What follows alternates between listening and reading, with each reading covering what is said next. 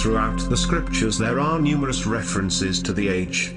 In order to understand this, we need to be familiar with the phenomenon known as the precession of the equinoxes. The ancient Egyptians, along with cultures long before them, recognized that approximately every 2,150 years the sunrise on the morning of the spring equinox would occur at a different sign of the zodiac. This has to do with a slow angular wobble that the Earth maintains as it rotates on its axis. It is called a precession because the constellations go backwards, rather than through the normal yearly cycle.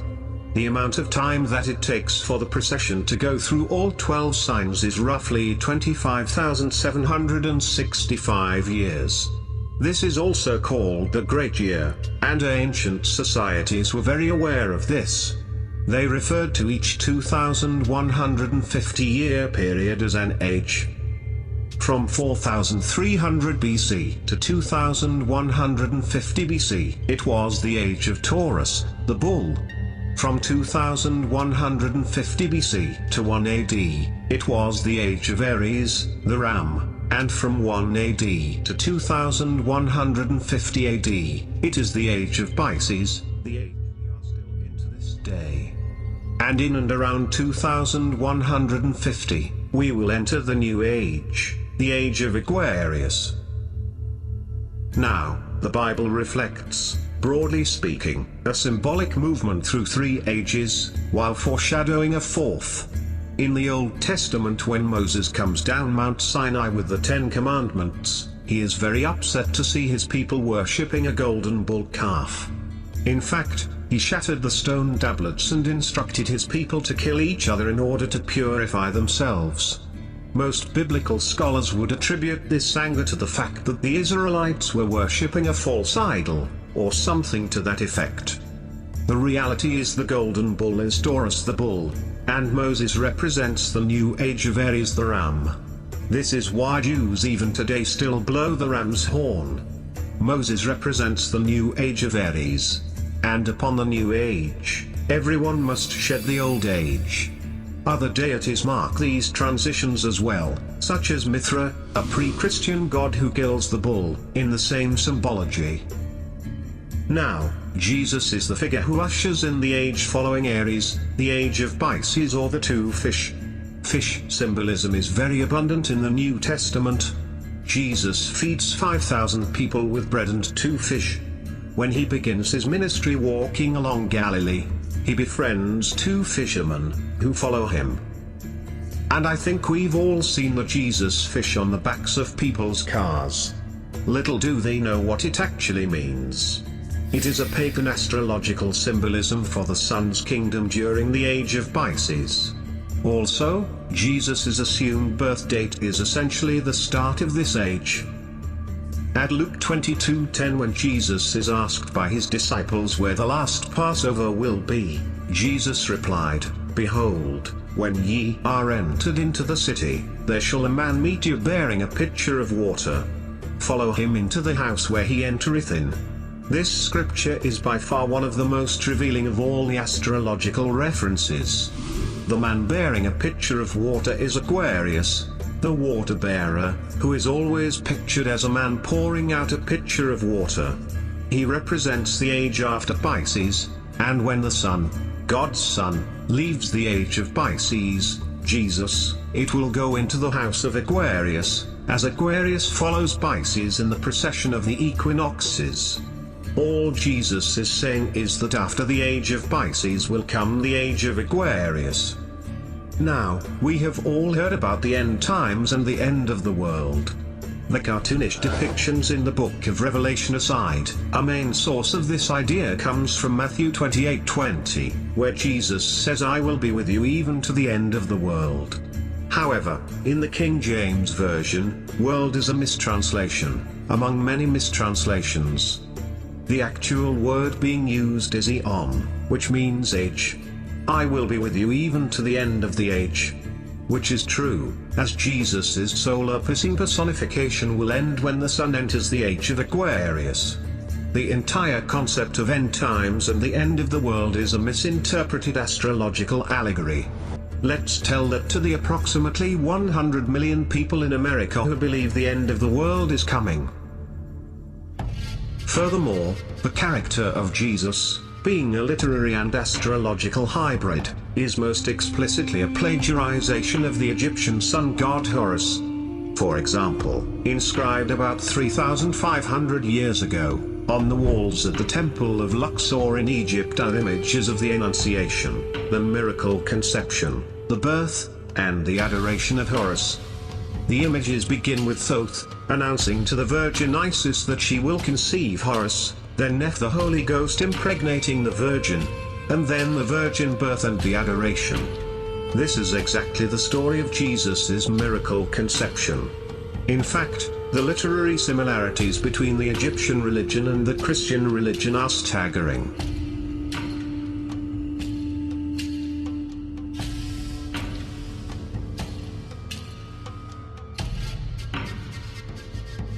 And the plagiarism is continuous. The story of Noah and Noah's Ark is taken directly from tradition. The concept of a great flood is ubiquitous throughout the ancient world, with over 200 cited claims in different periods and times. However, one need look no further for a pre-Christian source than the Epic of Gilgamesh, written in 2600 BC.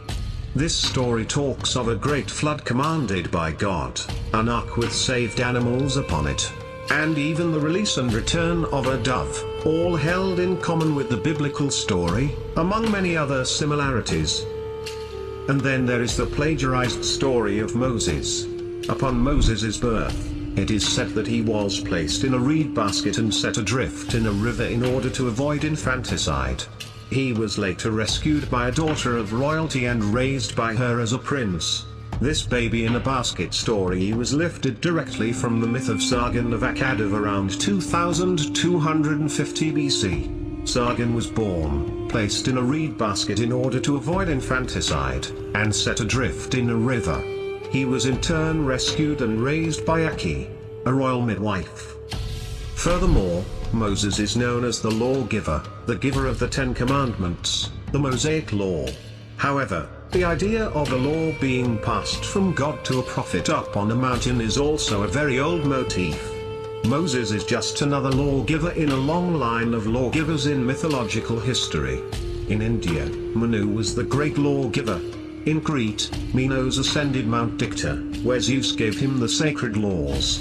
While in Egypt there was Moses, who carried stone tablets and upon them the laws of God were written. Manu, Minos, Mises, Moses. And as far as the Ten Commandments, they are taken outright from spell 125 of the Egyptian Book of the Dead. What the Book of the Dead phrased "I have not stolen" became "Thou shalt not steal," "I have not killed" became "Thou shalt not kill," "I have not told lies" became "Thou shalt not bear false witness," and so forth. In fact, the Egyptian religion is likely the primary foundational basis for the Judeo-Christian theology. Baptism, afterlife, final judgment, virgin birth, death and resurrection, crucifixion, the Ark of the Covenant, circumcision, saviors, Holy Communion, the Great Flood, Easter, Christmas, Passover, and many more, are all attributes of Egyptian ideas, long predating Christianity and Judaism. Justin Martyr, one of the first Christian historians and defenders, wrote, "When we say that he, Jesus Christ, our teacher, was produced without sexual union, was crucified and died, and rose again, and ascended into heaven, we propound nothing different from what you believe regarding those who you esteem sons of Jupiter." In a different writing, Justin Martyr said he was born of a virgin. Accept this in common with what you believe of Perseus. It's obvious that Justin and other early Christians knew how similar Christianity was to the pagan religions. However, Justin hid a solution. As far as he was concerned, the devil did it. The devil had the foresight to come before Christ and create his characteristics in the pagan world. Fundamentalist Christianity. Fascinating. These people actually believe the world is 12,000 years old. Swear to God. I actually asked one of these guys, okay, dinosaur fossils. He says, dinosaur fossils? God put those here to test our faith.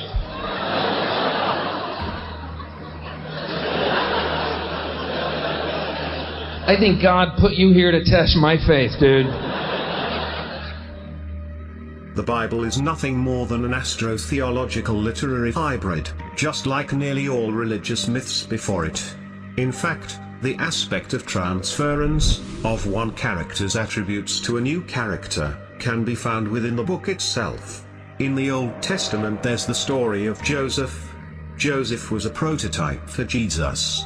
Joseph was born of a miracle birth. Jesus was born of miracle birth. Joseph was of 12 brothers. Jesus had 12 disciples. Joseph was sold for 20 pieces of silver. Jesus was sold for 30 pieces of silver.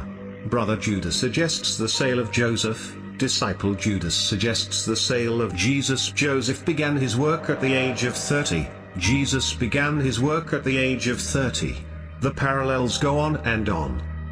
Furthermore, is there any non-biblical historical evidence of any person living with the name Jesus, the son of Mary, who traveled about with 12 followers, healing people and the like? There are numerous historians who lived in and around the Mediterranean either during or soon after the assumed life of Jesus. How many of these historians document this figure? Not one. However, to be fair, that doesn't mean defenders of the historical Jesus haven't claimed the contrary. 4 historians are typically referenced to justify Jesus' existence: Pliny the Younger, Suetonius, Tacitus are the first 3. Each one of their entries consists of only a few sentences at best and only refer to Christus or the Christ, which in fact is not name but a title.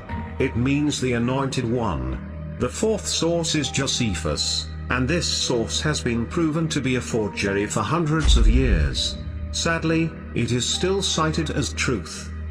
You would think that a guy who rose from the dead and ascended into heaven for all eyes to see and performed the wealth of miracles acclaimed to him would have made it into the historical record.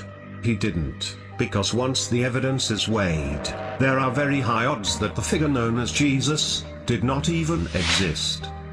The Christian religion is a parody on the worship of the Son, in which they put a man whom they call Christ in place of the Son, and pay him the same adoration which was originally paid to the Son. In fact, the words holy and Bible translates directly to the definition of Son book. The word holy is but a mock solemn utterance of the ancient Phoenician word heli, from whence formed the Greek word heli or helios, that is the Son. The Middle English word Bible, via Old French from ecclesiastical Latin, biblia, from Greek biblia, books, from Biblian book, originally a diminutive of biblos meaning papyrus scroll, of Semitic origin. Hence, heli biblos, equals helios biblia, equals holy Bible, equals Son book.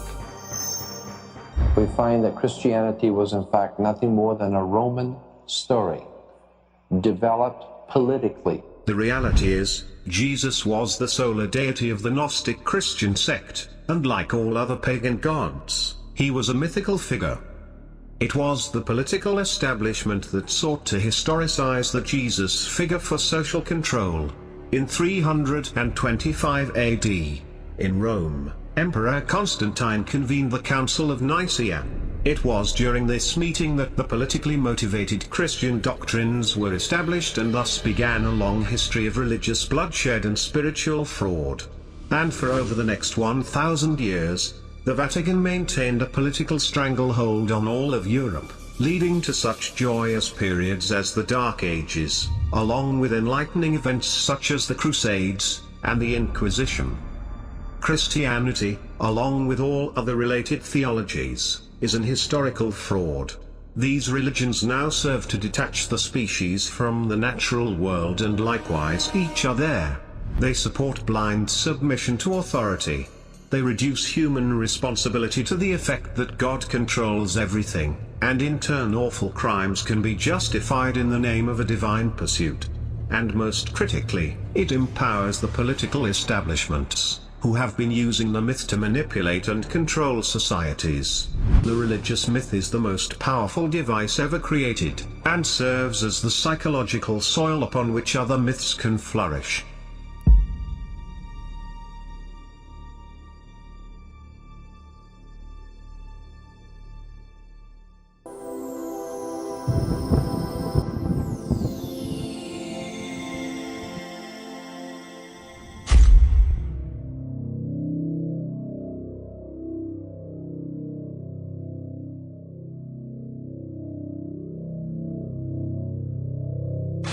Because I gotta tell you the truth, folks. I gotta tell you the truth. When it comes to big time, major league you have to stand in awe.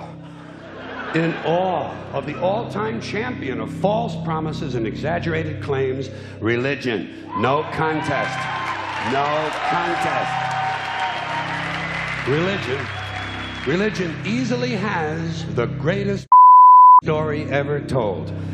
Think about it. Religion has actually convinced people that there's an invisible man living in the sky who watches everything you do every minute of every day.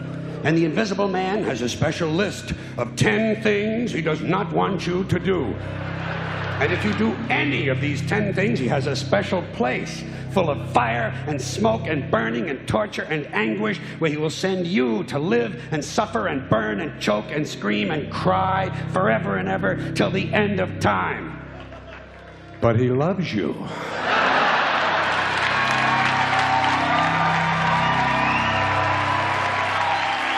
He loves you. He loves you and he needs money. He always needs money. He's all powerful, all perfect, all knowing, and all wise. Somehow, just can't handle money. Religion takes in billions of dollars. They pay no taxes, and they always need a little more. Now, you talk about a good story. Holy shit.